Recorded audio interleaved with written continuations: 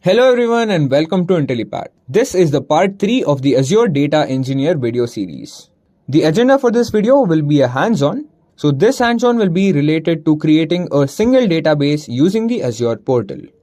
But before we begin, make sure you subscribe to our YouTube channel and hit the bell icon for regular updates. Now let me go to a demo. Now again, let me show you how to create a single database using Azure portal. Then I'll show you how to create a managed instance. So this is the Azure portal. So it opens with portal.azure.com. And if you don't have an Azure subscription, I am not sure what is the current time now, but Microsoft used to give 6 months of free service for every email ID. I'm not sure if it is reduced or increased. So you can get a free subscription and you can start working on it. So this is how the Azure portal looks like. So here you have your directory. Here you can open the Cloud Shell. So Cloud Shell is nothing but the PowerShell on cloud. Then you can go to your directory subscription. This is the notification, settings, and all the things. Now, if I go to this hamburger menu, here we have all these options. So these are just some of the resources that we can create. And if you click on plus create a resource, here you can choose what type of service you want to create. So Microsoft has grouped all these things together, but this only shows most popular ones. So these are the most popular ones or the featured one from Microsoft. You can go to, so let's say that I want to create a database, I can go to database tab, I can click on see all, and I can see what all databases are on offer from Microsoft. If you don't want to do this, of course, you can anytime search in this place and it will automatically come up. Okay. Before that, I want to explain one more concept, which is called as resource group. So what is a resource group? Now, Microsoft Azure being a cloud platform, you don't know that, I won't say you don't know, but since it's a cloud platform, so how will you determine that where your resources are? I mean that on which region? So I'm currently in India. So when I create a database, do I want this to be in India or do I want this to be in US? So how will I know that? Because what happens is at the back end, Microsoft is running their data centers. So they currently have around 68 or 70 data centers all over the world. And based on the user's preference, they will allocate your resource in that region data center. Now, of course, there will be a lot of data governance practices from a lot of organizations, from the governments. So which one should we use? So what happens is whenever we create any kind of resource in Azure, Microsoft will ask you on which resource group you want to create your resource. And you can decide, okay, I want to have my resource in this resource group. So what happens is from a maintenance perspective, it becomes pretty easy that, okay, I have my 50 resources in this resource group. Again, it's a little complicated that let's say that I have a resource group created in US East 2. You're not limited that my SQL DB will be also in US East. I can create it in Australia. That also is possible. But typically what we do is whenever we create a resource group, in the same region, we keep our resources. Because what happens is all these things are network dependent, right? So whenever I create a resource group in US, if my resources are in Australia, so there will be a network delay. It won't be huge, it will be in milliseconds, but still it will be there. But in turn, if my resource group and resources are in the same region, then that will be minimal. This is just a good practice. So for this demo, let me create a resource group first. So I'll go to resource group. So I already have one resource group created. This I mostly use for my Cloud Shell account. So I'll create a resource group. So I clicked on this plus, and I have a Visual Studio MSDN license. So let's call it as my demo resource group. And Microsoft will validate and tell me that yes, this resource group name is available. And I will create it in, let's create it in East US. Then you can click on this next. So here you can provide the tags so that you can easily identify. It's optional. Then you can click on this review and create. So Microsoft will validate at the backend if everything is correct or not. Hit create, and it is automatically created. So if I just refresh it, why it's not coming up? It has come. Maybe it's taking some second. Let me go back to again resource groups. Why it's not showing up? Strange. Yeah, now it has come. It took some time. So this is a resource group. Now I can either go to my resource group. So here you have a lot of options. Okay, one more concept. This is added. It's not part of data, but it's a typical Azure concept that is called as ARM or ARM template. So this is nothing but as Azure Resource Manager template. So whenever we create anything from this Azure portal using the GUI, at the back end, Microsoft actually runs a program, and that is a simple JSON file, which they call as Azure Resource Manager or ARM template. So if you go to any of the resources you create on Azure, you will see the similar type of look and feel. You have overview where you can see all these things. You have activity log. In activity log, it shows you who has done what. So if there is any access, there is any delete, all these things. Access control is all about providing access to different people. So what type of access you want to give, what type of role you want to give. Now, since Azure is part of your Active Directory, so you can assign Active Directory authentication also and give permissions based on Active Directory. Then this is the tags window. I just talked about. This is just to easily identify what type of tag it is. So for an example, if this is a production resource group, you can quickly say that prod. So you can easily identify, okay, this is my prod. Then you can go to events. So events are something that we can configure. So you can subscribe to an event. So let's say that I have created an event saying that if anybody creates any resource group, you should receive an email. So you can set it up from here. Then this is just a quick start. So you have all these hyperlinks for Microsoft Docs. Then you have deployment. So if you want to deploy anything, you can do it from here. Then you can set up different policies from here. So let's let it open. Oh, this is again changed now. So if I go to policy overview, you can say that Microsoft already has determined that this is 100% compliance. So since Azure is a global CSP, they have to maintain about different types of GDPR. So like European region, they have a general data privacy rule. They have to abide by that. If they're operating in China, they have to abide by that. If they're operating in India or US, they have to abide by every country's data privacy. So whenever I created a resource group in US, Microsoft validated everything and said that you're 100% compliant. Getting started, you can change your things. Do you want to assign any policies? Do you want to access any compliance? Do you want to author anything? This is a preview feature. I'm not going to go in that. Now, this is the compliance page, again, coming same from the overview. Now, let's say that you're not compliant on something. So Microsoft will tell you what can be the remediation. What all can you do to get out of that problem? Then if you want to do any kind of assignment, so let's say that I want to assign a policy. So let's say that I want to say that any user with this much of permission won't be able to view this. So I can assign a policy here, and I can assign the rule in here in the definitions. So these are again the new things. These are like the blueprints. It's a preview feature. I'll not go into these details. So this is the policy. Then this is the properties. So this only tells you like what is the name, what is the resource ID, on which subscription is created, what is the subscription ID. Then this is the lock. So here you can add different types of lock. You can create a delete lock, you can create a shared lock, you can create an update lock. So using this, you can say that no, you won't be able to create any kind of updates. This is the export template. So this is the ARM template that I was talking about. So you see, this is a JSON file. Using this, if you change this file, you can deploy it. So Microsoft talks about ARM-based deployment. So using this template, you can deploy. Then this is the cost analysis. So Microsoft will tell you real time how much cost is being consumed. So you can see this from here. Let it come up. So it's happening at the real time and it's analyzing the cost and giving me the results. Okay, taking some more time. Okay, it is not available now. Maybe after some time it will come. Then this is again a preview feature. This they have recently added. Then you can set your budget. So you can say that, hey, I don't want to spend more than $10. So I can set my budget here. And this is the recommendation. So Microsoft will advise you. I was talking about this. Microsoft will advise you. So they will analyze your resources. They will advise and they will tell you what is the thing that you can do better.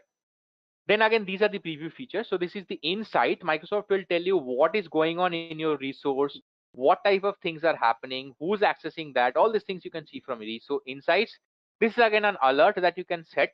This is pretty similar to what we saw in events. So what is the difference? In events, you can set your own things and get a text message or email. In alerts, you can show it in a log analytics workspace. I'm not going to go to log analytics workspace now. You can think of it as a workspace where you can see all your logs in case of an alert. Then this is the metric. So in metric, you can again see in a graphical format what type of things are going on. You can set up your chart, you can set up your graph, and it will show up in a graphical format. Then you have diagnostic settings. So you can set up your diagnostic, like what is the health of my resource. Then you have the logs.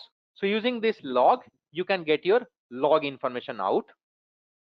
Then you have advisor recommendation. Again, this is nothing but the recommendation, same thing that we have in here. And then you have the workbook.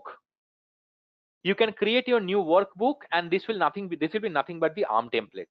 And from here you can set a new support request. Why did I spend so much of time on this? Because any resource that you create, all these things will remain pretty similar. I mean, like 70-80% things will be same. Some of the things will be a little different. So this is a resource group. Now let's go ahead and create an Azure SQL Server. So again, one more thing I forgot to show you. So if you click on this plus add button, it automatically takes you to the marketplace, and here you can search for it. Or if you go to this plus create a resource, let's search for Azure SQL. Click on create. So here you can see we have these three options. SQL database, where I have three options: single database, elastic pool, and database server. What is this database server? I haven't talked about it. I'll talk about it now. Then we have SQL managed instance, and then we have SQL Server virtual machine. Let's talk about SQL database. So when we talk about SQL database, I have talked about it. This is a Azure SQL database platform as a service. I can choose either a single database, an elastic pool, or a database server. So I said that here it's a logical database that everything is maintained by Microsoft. Then why do we get an option to create a database server? Well, the thing is that when you create a Azure SQL database server, again we are creating a logical database. This does not have any significance. This is mostly used to logically group your databases, nothing else. If I don't create a database server, so currently I don't have any database server created, I can create a single database.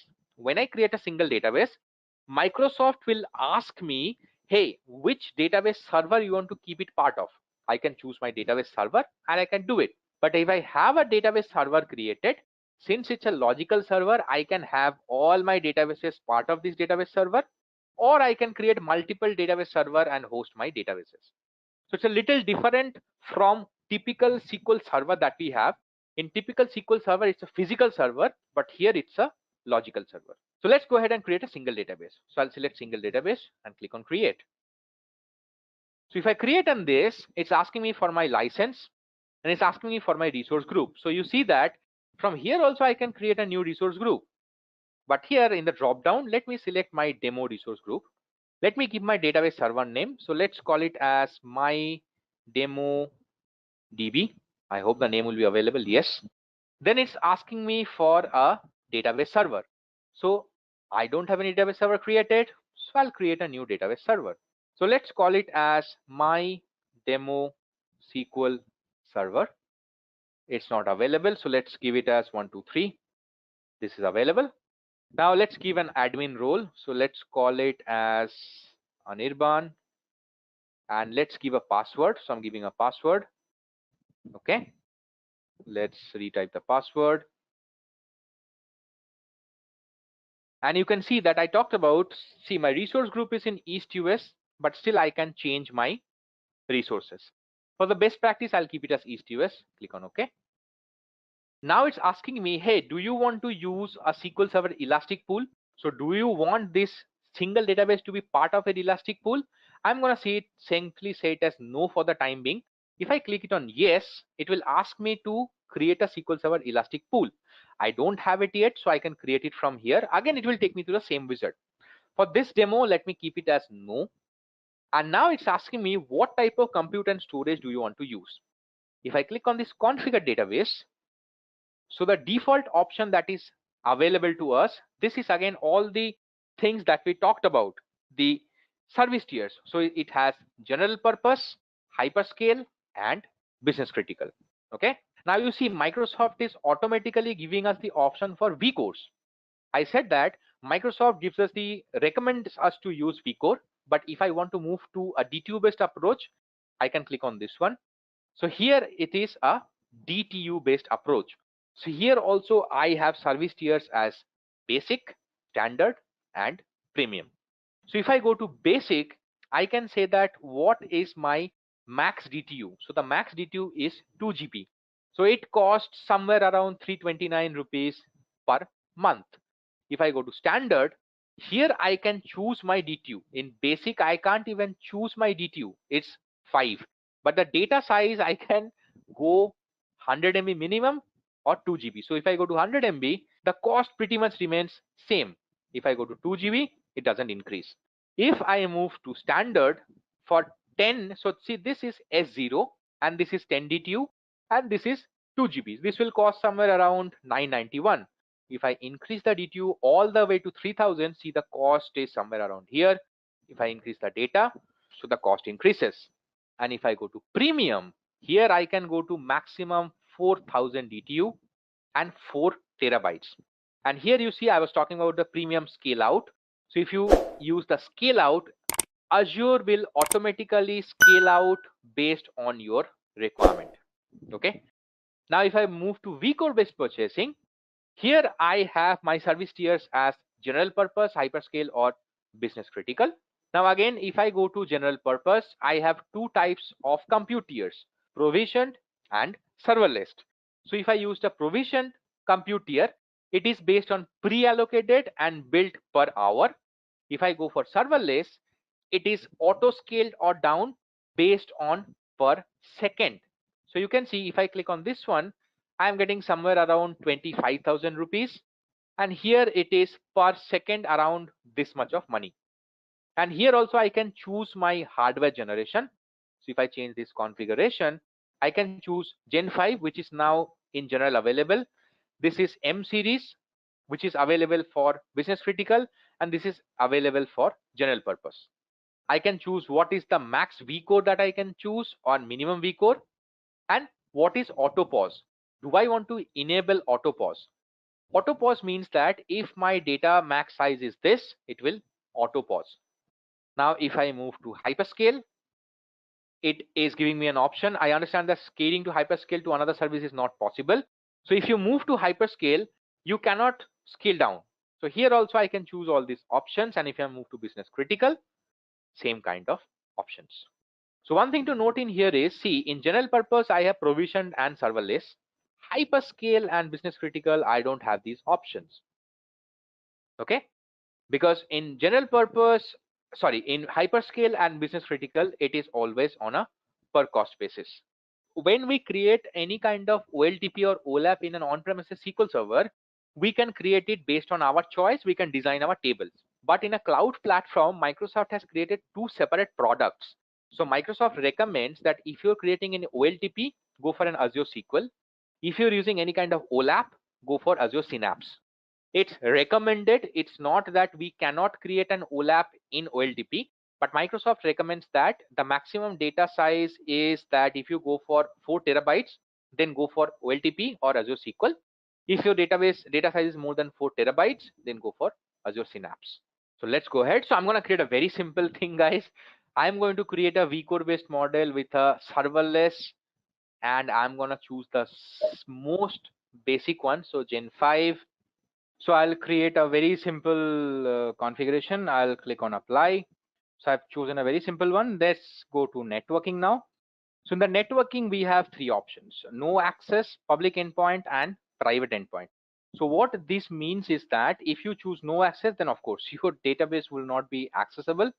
If you choose public endpoint, it means is that what type of access do you want to provide. If you choose this option, allow Azure services and resources to access this server, this means that any Azure resource, not your own credentials, but anybody using Azure can access your database. Please be very careful while choosing this option. Normally we keep it as no. We don't want anybody else to access our database and server. Next option is simple: add your current IP address. So what happens is, if I don't choose it here, Once my database is provisioned, I can again go ahead and change this, but this is an added advantage. I'll choose it here. So it will allow my own IP address. Then if you choose private endpoint, so what have to do is we have to create a virtual network here. We have to create our subnet. We have to create our VNet subscription. And in that we can keep this database behind a virtual network. So these three options you can choose from here itself. I'll just choose a public endpoint and allow my current address so that I can access this. Click additional settings. So what you want to do, this is something that if you want to back up your existing data, so if I have a backup, I can choose it from a blob storage and I can upload it. If I don't want to create anything, it will create a fresh blank database. And if I choose sample, so Microsoft will give you AdventureWorks LT. So for this demo, I'll just keep it as AdventureWorks LT. If I choose it as none, so you can set up the collation, what type of collation we want to keep. This is typically the same ANSI Latin collation that we keep in SQL Server. But if I choose a sample, this option is grayed out. Reason is that Microsoft already has this in ANSI Latin. Then there is something called as advanced data security. So advanced data security is Microsoft's representation of how they can secure their data. So if you want to enable this, typically, yes, SQLs are secured. But if you want to have one more layer, you can use this option. I'm just going to keep it for now, not required. Then again, we come to next tags, not much to discuss, review plus create. So this is something that is costing me. So it will cost me somewhere around 5,000 rupees in storage and this much rupees in per second. Then this is the overall thing that we have selected. You can validate it here and click on create. So as soon as you click on create, Microsoft will validate, and at the back end, the ARM template has been generated. This ARM template is getting deployed to cloud. So you can see the deployment has started, and this deployment will go on for some time. So till this time we have to wait. We cannot do anything. Let's see how much time it will take. Normally it doesn't take much time, like 3 to 4 minutes, not more than that. But if you go to operational details, it shows you what all things are going on. So what is the operation happening, when it started, what is ID, and all these things you can see. Now this is deployed, so I can go to home, or you can go from here also. You can go to this resource, that will also go. I'll just go to my resource group. This is a practice that I follow.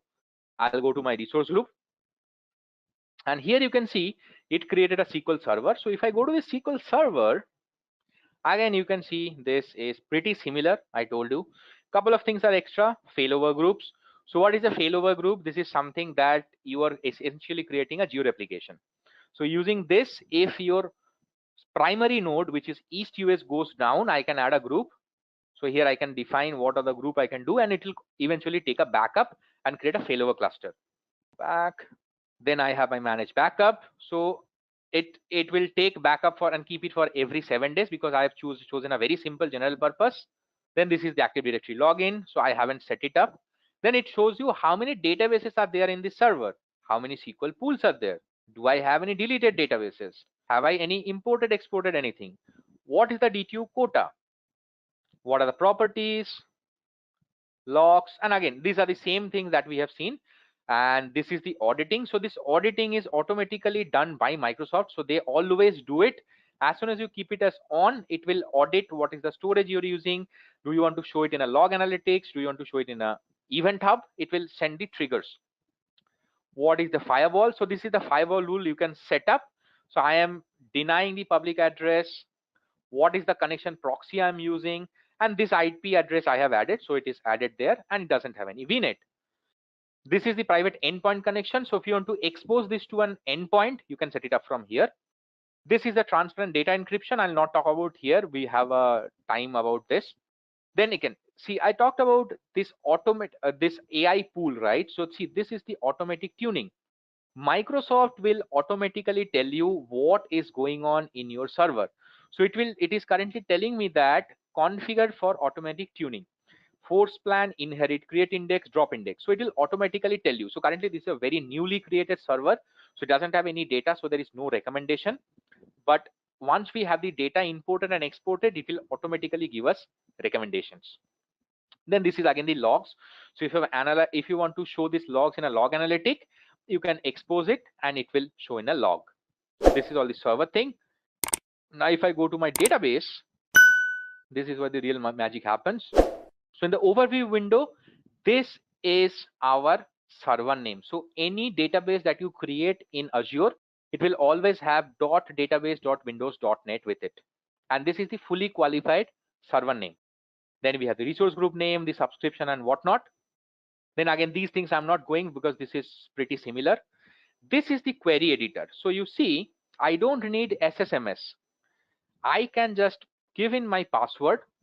So I'll give in my password, click on OK. And here I can see, so remember when I created this, I used a sample database. So I have a couple of sample tables available here, couple of sample views and a stored procedure. So I can quickly go in here and I can write, let's say that select top 10 star from saleslt.customer address. If I run this, the query comes in here. So you even don't need Visual Studio, Azure Data Studio or SQL Server Management Studio. You can write your query in here. But this is, I mean, just for a quick rundown, but for full-fledged, let me pull up SSMS. So let me pull up SQL Server Management Studio and show you. This will look very similar like any of the SQL Server that we have used. Till it boots up, let me show you other things. So this is Microsoft's Power Platform. So you can connect to Power BI and you can show this data in Power BI directly from here. If you want to show it in Power Apps, you can show it from here, and Power Automate also. Then if you want to do any kind of configuration on the database, you can go to this configure, and again you can change it from here. So you see, and it shows you real time what is going on, how much CPU I'm using, how much data space I'm using. Geo replication, again the same thing for this specific database. It's very simple. If I want to do a geo replication from east to west to west to west, I'll just select and it will do. This is the connection strings. So if you want to get this connection string and you use any of the drivers, you have ADO.NET, JDBC, ODBC, PHP and Go. Sync to other databases, this will work if it is part of a sync mechanism. This is Azure Search. So Azure Search is a search product which again is from Microsoft. Using this, you can expose your data and connect to Azure search services. Then again, properties, logs, export template. So this export template. So somebody was asking about the deployment. So you see this will generate the ARM template, and you see this is the ARM template. If I want to deploy this, I can just change this value, click on this deploy, give the necessary connections, and it will deploy. Then you can integrate with Stream Analytics. So Stream Analytics is a real-time processing engine. Using this, you can fetch the data in SQL also. Then again, security, I'm not going to talk about now. I'll talk about a little later. Then this is the performance overview. So here it talks about what type of things we can do, how much tuning we can do is automatically recommending. There is nothing here.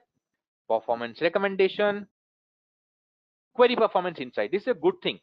So what happens is here it will show you how much resource is getting consumed for each query, how much CPU is getting used, how much data is getting used, what is the log, what are the long running queries. It will automatically show you in a graphical format. And if you want to create a custom query, you can create from here. And if you set this automatic tuning as on, what's going to happen is Microsoft, based on its recommendation plan, will auto tune your database. So you can see that we have already eliminated a lot of database administrator activities. So our database upgradation, database patching, database maintenance, all these things are taken care by Azure. And this is again the same thing. So these are all the different options that we have in a single database. Now let me talk about the failover. Why do we need to set up the failover? Doesn't Microsoft automatically do that? Well, the short answer is yes, Microsoft does do the failover. So Microsoft, when we create any SQL DB, provides a 99.99% SLA. So how does it happen? It can happen that this East US data center, it might go down. So what's going to happen to my data? Will the data be gone? Will I be not able to access? Then why should I go to a cloud platform if my data is not consistent, if it is not persistent? The simple answer is Microsoft does this automatically. So what Microsoft does is whenever you create any single database, Microsoft will create 3 replica of this database and spread it across different regions. But they don't expose it to you. They do not charge you for that. If you want to be extra cautious, if you want to have anything which you want to confirm, then we can create a geo replication. So Microsoft does give you that functionality as well, that you don't have to rely on ourself, you can create your own geo replication. So that's how failover works. So the icon will be a little different, but it's typically same as what we see. If I go to database, you see I have the system database, but it's only master. So you don't have access to model, tempdb and msdb. Master is something. Why do we have master? Because see, essentially this is nothing but an on-premises SQL database engine. So for any database engine to run, it needs the master database. So that's why the master database is here. But it will be not as 100% similar as our on-premises. It will be a little different. And if I go to my database, it's pretty simple thing as we have used in SQL Server. We have our database diagrams, we have our tables, views, programmability, and everything. I shouldn't have clicked on it. It will take some time to load. I'll not load it. I'll go to table. I have the tables available. Let's go to new query. Let's change the database. Let's type in select star from. Okay, my IntelliSense is not working somehow. Let me just drag and drop it. Let's select this product, execute this, and it's fetching the data. The one thing difference is whenever we are connecting to a SQL server, the data is being fetched from the local drive, but here the data is being fetched from cloud. So that's how we create a single database in Azure SQL. So see the version that Microsoft is running, Microsoft SQL Azure released to manufacturer version 12.0.